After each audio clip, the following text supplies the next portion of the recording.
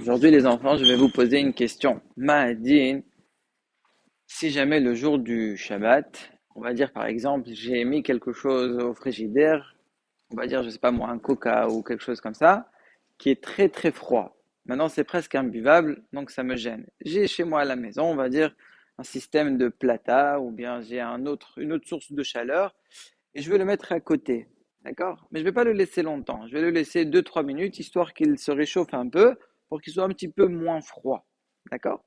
Mais si je le laisse très très longtemps, il risque carrément d'arriver à Yad Soledet Bo. D'accord? Avec la plata, c'est difficile d'imaginer ça, mais si j'ai une autre source de chaleur, c'est possible. Si j'ai un vrai feu, ça peut arriver. Mais moi, je ne vais pas le laisser très longtemps. Je vais le laisser un petit peu. Moutar ou asso? Oui? Moutar? D'accord. Alors regarde, je vais te dire ce qu'ils disent d'abord les Rishonim, mais on verra comment il est posé avec le Shulchan Aruch. En fait, il y a une Gemara dans Masechet Shabbat, Daf Mem, où là-bas il y a une Mahloket Rishonim, comment la comprendre. Selon le Rashi et Rambam, c'est comme toi. Tout ce que là-bas la Gemara l'interdit, c'est de le laisser jusqu'à Yad Soledet. Parce que si tu arrives à Yad Soledet, ça veut dire très chaud, on va dire 46 degrés et plus, à ce moment-là, ça devient carrément bichoul. Ça s'appelle que tu as cuit cette eau-là, donc ce coca, ou peu importe, même si c'est pas bon, hein. En tout cas, ça s'appelle que tu es arrivé à bichoul. Donc c'est pour cela que c'est assourd. Mais si tu le laisses pas, il n'y a pas bichoul, donc ce serait moutard. Par contre, le Tosfot, les Tosfot et le Tour, ils expliquent la Gemara autrement. Ils expliquent que tu n'as pas le droit de le laisser proche à tel point que si tu le laisses longtemps, il arrive à un bichoul. C'est-à-dire, même si toi, ta kavana, c'est pas de le laisser longtemps, ta kavana, c'est de le laisser quelques instants et tu le retires après, malgré tout, c'est assourd. Pourquoi? Parce que chez Mishkah, on a peur qu'il oublie. Si jamais il oublie, qu'est-ce qui se passe? Ah, il y a, qu'est-ce qui se passe?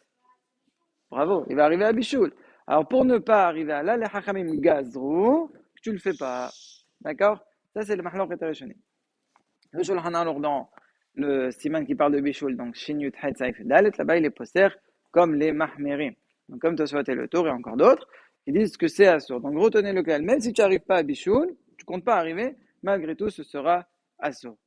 Le Igletal, il pose une choucha. Il dit comment ça se fait que la lacha elle est que c'est assourd. Mais voilà, nous on a un klal. Les hachamim ils sont jamais gozrim gzera l'exera. Ça veut dire, les hachamim ne font jamais une gzera si c'est un de peur que tu arrives à un issour des rabanan. Les hachamim font toujours une gzera de peur que tu arrives à un issour Torah. Ici, là, si jamais il l'oublie, d'accord, qu'est-ce qui va se passer? Il y aura Bichoul Eliav, il y aura Bichoul. Imaginons il a oublié. Il a fait un issour Torah ou il a un issour des rabanan. Qui a dit des rabanan? Pourquoi des rabanan?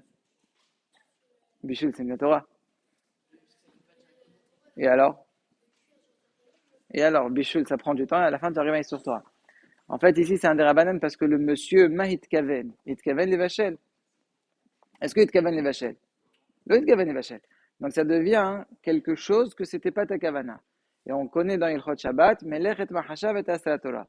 C'est seulement si vraiment tu avais la kavana d'arriver à cette melacha que ça sort bien Torah. Mais si toi, tu n'avais pas cette kavana-là, même si en fin de compte elle s'est faite, étant donné que tu n'avais pas la kavana, ça ne devient pas sur bien Torah, ça devient sur des rabanan.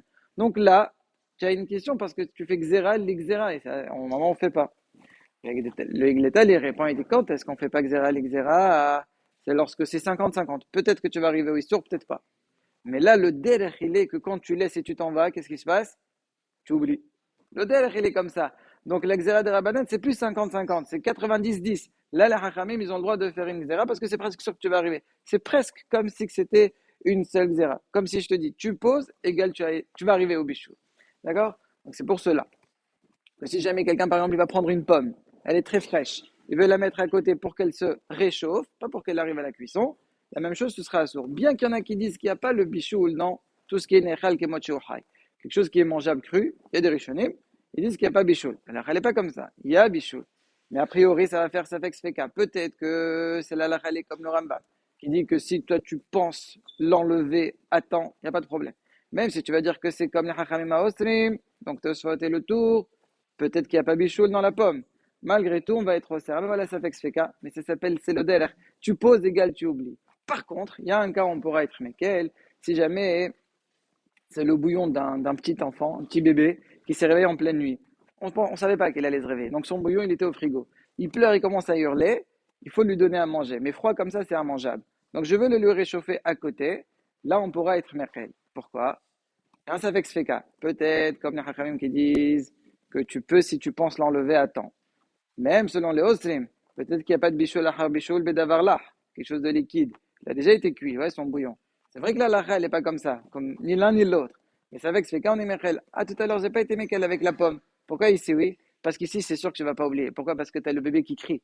Le fait qu'il hurle, tu attends avec impatience quand est-ce que ça chauffe. Le strict minimum pour que je puisse le lui donner. C'est comme ça qu'il est posé le haya. Là, mais c'est comme ça. Là, la khalema, c'est.